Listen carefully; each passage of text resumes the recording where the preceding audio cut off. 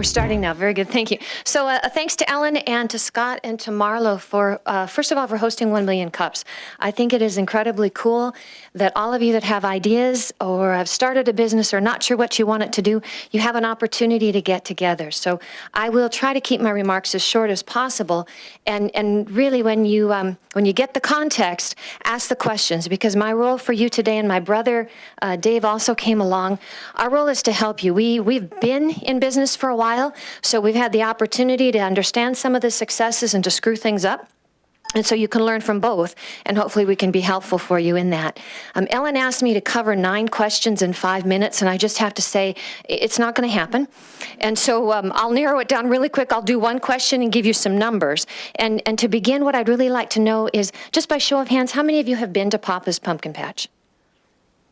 Very good. Okay, so our awareness level is high, and so I'll give you some numbers that maybe provide a bit of context in a different way than your experience at Papa's, and that can give us the framework for some of the questions. So first of all, one of the things that Ellen wanted to make sure that we covered is, what do we do? And really, I would tell you it's more important that I tell you why we do what we do. And the reality at Papa's is that we create an environment where people can make memories and establish family traditions. We are all about families, education, and fun, and we want to do it in an outdoor setting where people can enjoy raw nature. So it is memories and traditions at the core, and it happens to be in the setting of pumpkins and all the other things, but why we do what we do is memories and traditions. So here are some numbers. 0 to 8. 0 to 8 is our target market for age range. 6 family members that live on the property and have the privilege of hosting you when you come to Papa's Pumpkin Patch. 50, the number of charitable organizations that benefit from Papa's on any given year. 100 plus, those are the number of birthday parties that we schedule at Papa's in a given season. 500 plus, the number of volunteers that it takes to host you for 6 weeks and 7 weekends at Papa's. 5,200, the number of school children and daycares that attended Papa's Pumpkin Patch during the weeks in 2012. 11,000, the number of fans that we have on Facebook. 52,000, the number of visitors in 2012.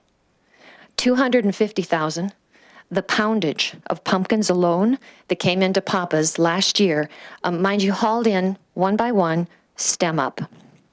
And 300,000. 300,000 is the total amount that we've been able to contribute to charitable organizations over the course of our existence. The final number that I would offer for you is 31. 31 is the number of years that Papa's has been around. It started by accident and has completely evolved based on the energy level of the family and the friends and the desires and the ideas of the community. So answer to one question, strategic partnerships. Ellen asked, so how do you make this work, and can you give us an example of the strategic partnerships? And I would tell you all of them are based on win-win. It's something that my brother lives, eats, and breathes as the Papa at Papa's Pumpkin Patch, and here are 2 examples. The first would be designer jeans. So I mentioned earlier when I said why we do what we do, we're aligned with families, education, and fun. And Designer Jeans is a local organization. It's nationwide, but the local chapter brings about 15 to 20 people every season to Papa's in exchange for providing us workers, professional level workers, I would say, that are our greeters, our ticket takers, our wagon haulers, our helpers to our guests. All of you, when you come, we make cash contributions to their organization. So it's a bit of sweat equity. It's a win for them because they're able to build their coffers. It's a win for us because we get professional staff that help meet and greet all of you as visitors. Another example of a strategic partnership would be the book that you see over here. One of the determining factors for us at Papa's in terms of what actually happens or what activities you see is at its core and at its simplest a function of what we can get done or who has the energy or the desire to do it. This book was actually a dream that the seed was first planted 10 years ago. A good friend of the family's, Ann Kazmarza, came out to the Pumpkin Patch from Minneapolis for a visit, and when she was getting ready to leave, her comment was, "There's a children's story here." Well, fast forward 10 years to 2013, and she found herself a fabulous illustrator. And let me tell you, there's nothing much cooler than being able to have a book where you flip through and you look and you go, oh, that's Billy Bob the Cornstalk Horse, and you'll only find Billy Bob at Papa's Pumpkin Patch. So it's incredibly fun to see that in this partnership, Anne had a desire to write a book. And she tells this incredible story, Every Pumpkin is Perfect, about how a little girl who came to the pumpkin patch had no idea that there was a pumpkin that was perfect for her until her friend helped her to realize every pumpkin is perfect, just like every child is perfect. This was Anne's idea. Anne was able to do it. She was able to showcase what we do at Papa's. That's a win for us. The book is a win for her. And that is all about the strategic partnerships that make Papa's what it is today. All right. Question? I'm going to start off with the first question. Yes, Scott. First of all, it's going to be a comment and then a question. First of all, thank you to Dave and your entire family and you for creating such an amazing tradition in Bismarck and Mandan. I know it is a tradition for our family to be there every year. It's something we don't even not consider it. I mean, it's just, we got to go to Papa's Pumpkin Patch. Very so cool. Thank you for that. Yeah. And what you do for the communities. Can you talk a little bit about the word resilience? Okay, because the definition of the word resilience is to come back from complete disaster or utter failure and be truly alive. Yeah. So can you talk a little, I know that you have experience with that word, and can you talk a little bit We about do. that? And maybe give us a couple of examples where you have this year and in years past. You bet. Thanks, Scott. Dave, I'd ask you to come up. So interestingly enough, at Papa's Pumpkin Patch, we have had the rare opportunity, I'm not going to call it a privilege, the rare opportunity to live through both fire and flood. And so in 2008, we had a major fire in one of our main buildings that destroyed all of the building and 90% of what makes Papa's real. All of the decorations, all of the equipment was leveled.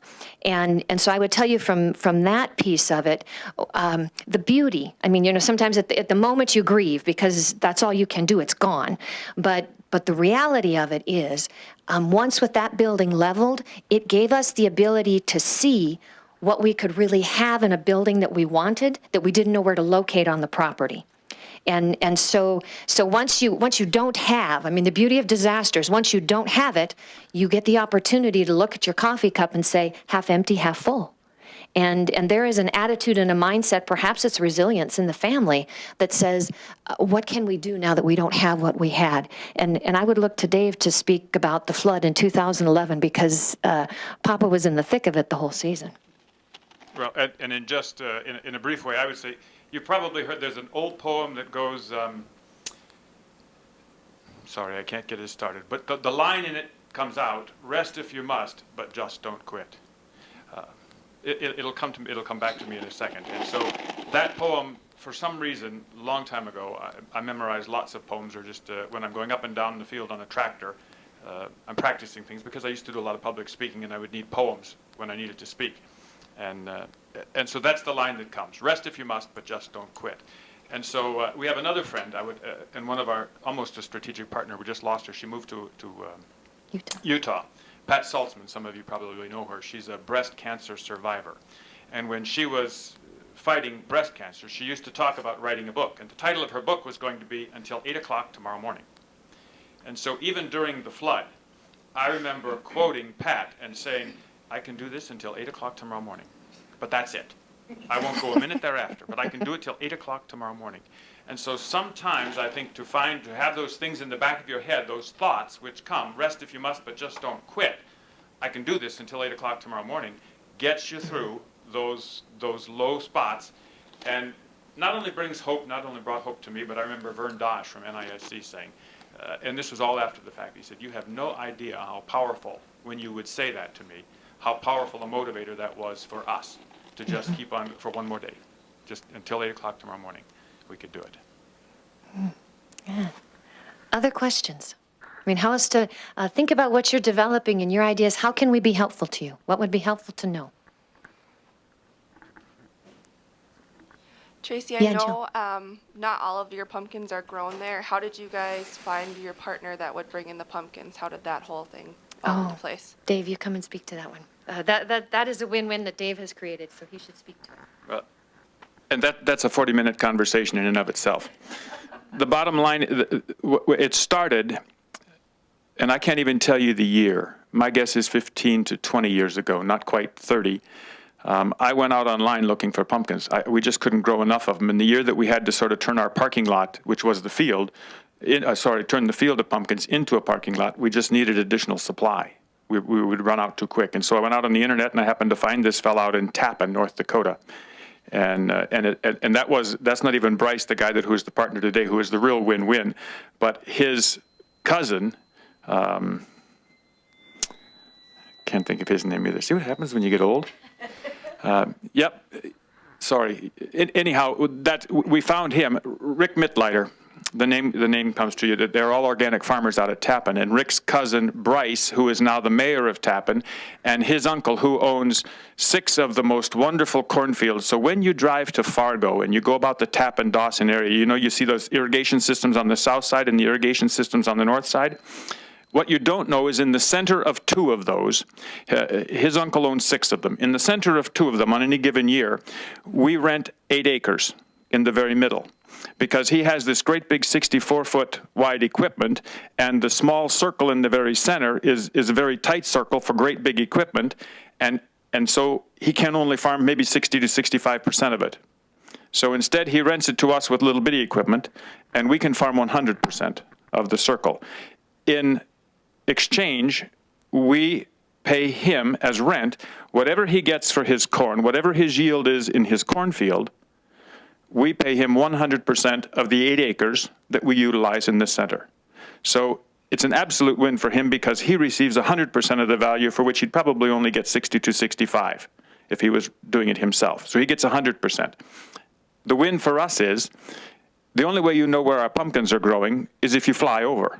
You can't see from the outside. So as vandalous people, you don't see the field. That's one sweet trick. Much sweeter than that is the corn grows faster than the pumpkins, and so the corn grows 6-7 foot tall quickly and shelters the pumpkins on the inside, shelters from the wind, holds the humidity in, makes much more viable pollen. Bees find, and they have no trouble flying over the top and down into the pumpkins, and so pollination is almost always very high. And then every time he waters and fertilizes his corn, and corn is a heavy feeder, he waters and fertilizes the pumpkins, which are also heavy feeders.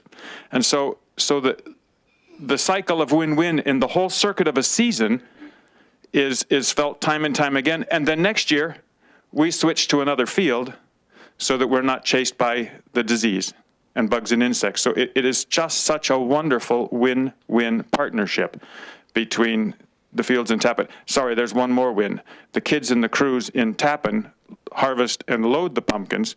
And so while Tracy talks about 283, this year it was 280,000 pounds, stem up on the ground in Bismarck, that's only half the work. The other half happens there by another team of folks with a whole different level of energy and enthusiasm. So that's what she was, that's what the embodiment of win-win is all about.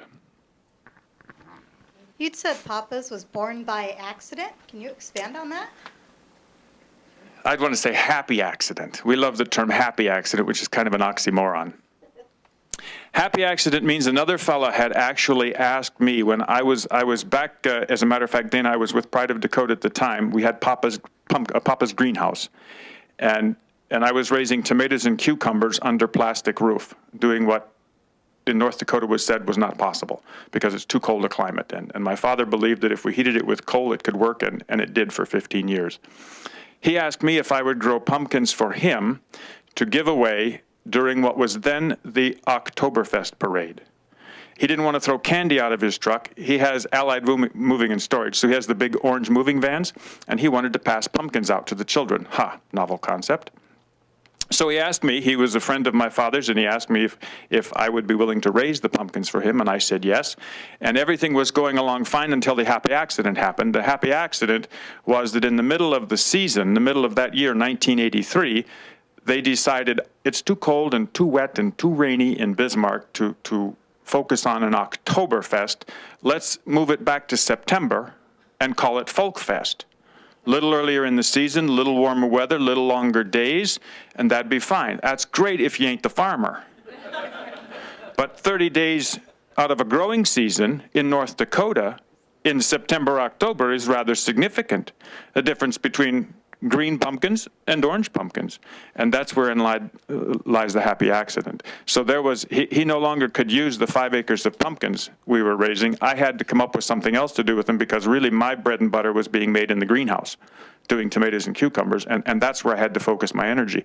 So we called some first grade teachers and said, would you bring your kids out and help us pick some, because there were a few orange ones. It just wasn't a semi-load.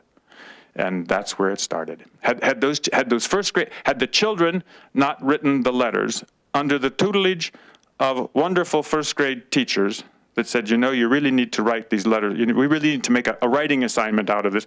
Dear Papa's Greenhouse, thank you for the pumpkin. I love your dog Sheba. Love, Jeremy. Dear Papa's Greenhouse, thank you for the pumpkin. We got to pet the horses. Love, Sandra. And so to this day, Mom has 200 thank you letters. And wouldn't it have been fun if on their graduation day I could have read one of those wonderful letters as first graders and welcomed them across the stage? So that was the happy accident. That's how it started. So when we talk about going into business with friends and family, that always ends up being an interesting dynamic. Can you talk about how you kind of divide up responsibilities, roles, as well as keeping family time, or is that non-existent? Is it just one big happy mess? One big happy mess. Yeah. Sure. So to answer the question, the first thing is to say we have a really unique family. We're neighbors. I mean, so the first thing is when you come to the pumpkin patch really spans about 65 or so acres, and my next door neighbor is my mom, who's the next door neighbor to my brother and his wife. And so the reality is you have to have some level of get along at that point if you're all going to be neighbors, and you also have to have some ability to say, I don't want to see you today. And it's wonderful that, let me first say, we have some of that. The reality in terms of how it all functions is that we all have a say. So ultimately, my brother signs the check and makes the decision, and everybody understands that. The reality of the process is that Dave has a heck of a time making a decision until he knows where the other 5 members of the family stand. So that includes my 16-year-old son, and that includes my silver-haired, sassy mother. And all of us have an opinion, obviously, and we all voice it, and he makes sure that he gathers all of that before we make decisions. And one of the incredibly cool things about the spouses that Dave and I chose is they are as about opposite of who he is and who I am as could be, I mean, opposites attract. And so the reality is sometimes we don't invite his wife to family meetings because she kills every idea that comes up. I mean, it's her job. That's what she does. But that is great balance when you're making business decisions, because if everybody thinks like you, at some point your blind spots are going to be huge and they're going to be trouble. And so at some point, Mato, that's her nickname, Mato gets to weigh in. And when she starts to kill it and find fault with it, we better have a good game plan, and we better be able to stand up to it. And my husband is Mr. Safekeeping. And so, as soon as Dave says, let's run zip lines from, 30 feet in the air down to the ground, and it'll be okay if they go 15 miles an hour and they don't have on helmets, Mr. Safekeeping steps in and says, don't think so. What about? And so it really provides a great balance to how we make decisions and how we move forward. There you go. Yeah, Jared. Based on your success over the years, have you guys looked at taking this into different states, different cities, and using your model as kind of I don't want to say franchise, but kind of as a way for other places to start the same kind of community, same kind of area, and you can kind of take it state to state, city to city? So great question. I'm going to say yes and no. So yes, we've thought about it, and the reality is there is, I think, is it Berry Farms up in Minot? That if you go there, you will see 7 or 8 of the things that you would experience at Papa's, they have replicated.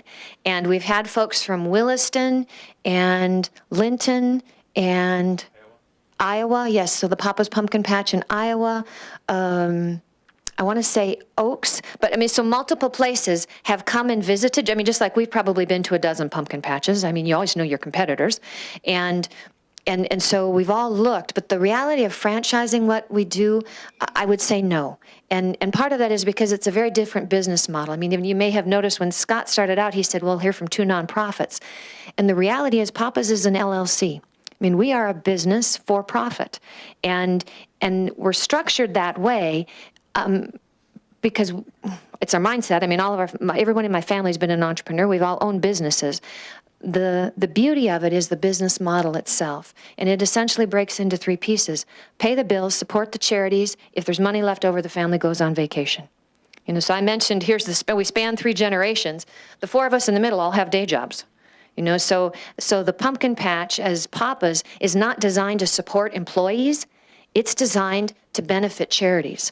And with that kind of a model, I'll be honest in saying, outside of a cooperative model, there aren't many businesses that function to support charity. And so that, in terms of an idea that others would grab onto and want to license or franchise, is pretty minimal. Most folks come at it from a business mindset and a business mindset to make a profit, and that's their option. We view it differently, and so we approach it differently. Does that help? Yeah.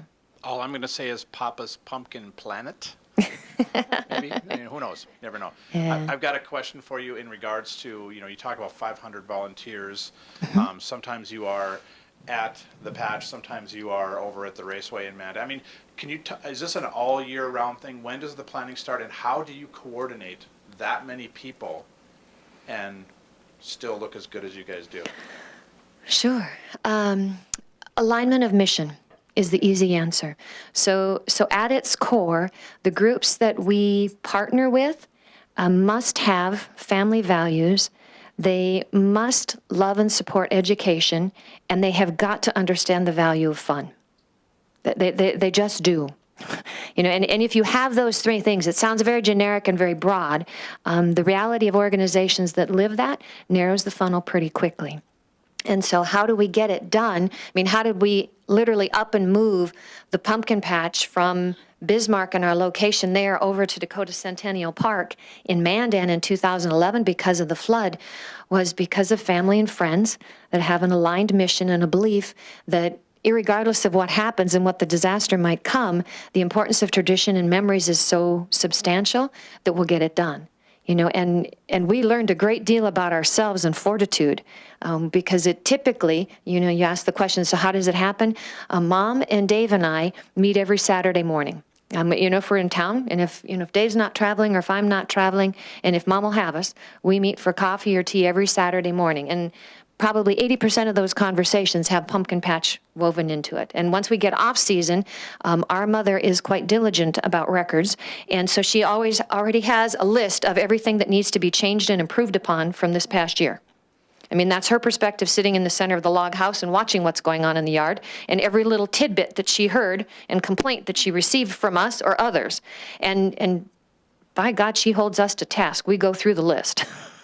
And so those meetings are ongoing, and then we'll get together beginning August and really start to think about where will things be located. And so that starts to consume the weekends. Once we hit Labor Day, it is every waking hour until we open, and then it is through the end of October with closure and wrap up. So the organizations that you partner up with and the charities, are those mainly in North Dakota, or are there some that are outside of the state? Yeah. Dave, you're addressing those right now, so why don't you speak? I'm thinking really quick about those that are outside of the state. I would say the answer to your question is 99% of them are local. They're Bismarck folks because of what Tracy mentioned regarding the sweat equity. We both need, we appreciate and enjoy the helping hands. On the other hand, there are, so we still have a connection with Make-A-Wish Foundation. And while there are individual people who probably have Make-A-Wish in the back of their pocket, or, Make-A-Wish is one of their favorite charities, we don't have a group from the Make-A-Wish Foundation that comes out and helps, that runs the zip lines, that does anything. And if I think about it, there's a couple other groups like that, but 9 out of 10 are all folks that have a group and have a local organization in Bismarck. I would tell you, for instance, a couple of years ago, we were supporting the Alzheimer's Foundation, and we were sending the money to, first it was Washington, D.C., and then it was to Chicago. And the National Association of Retired Federal Employees specifically helps the local organization, and so they didn't beg us, but they said, we'd like to see your dollars stay local, and so they came out and helped, and they joined the team, and they're terrific. They're a terrific group. So I mean, that was just, they helped us to bring it back locally, but in fact that started out a bit bigger than that. We are down to 1 minute and 15 seconds left. Would you like to take this opportunity to encourage us to come out and visit Papa's Polar Patch, perhaps? Well, I'll give you 1 minute to talk about what. Yeah, I'm just going to tell you, Papa's Polar Patch starts December 26th if there's enough snow. If there's not enough snow, it's no fun. If there's snow, there's more fun than is legal. So you can look for the day after Christmas, and essentially our season is scheduled around the Christmas break for kids. You know, then if it happens, we don't quite decorate like we do for the pumpkin patch. I did have a conversation with Cashman Nursery and said we ought to do Christmas trees like we do pumpkins, and he raised his eyes, but I don't think he took me seriously. So it's a possibility and it's an option. And then we wouldn't necessarily have snow; we'd have something else to play with. But essentially, if it snows really hard, makes really nice, then watch for stuff to happen at Papa's Polar Patch, 26th of December. Well, I can speak for the rest of the group, I'm sure, when I say that we could listen to you until tomorrow at 8 o'clock. So you are fascinating. One more time, let's give it up for Dave Pierce and Tracy Finneman with Papa.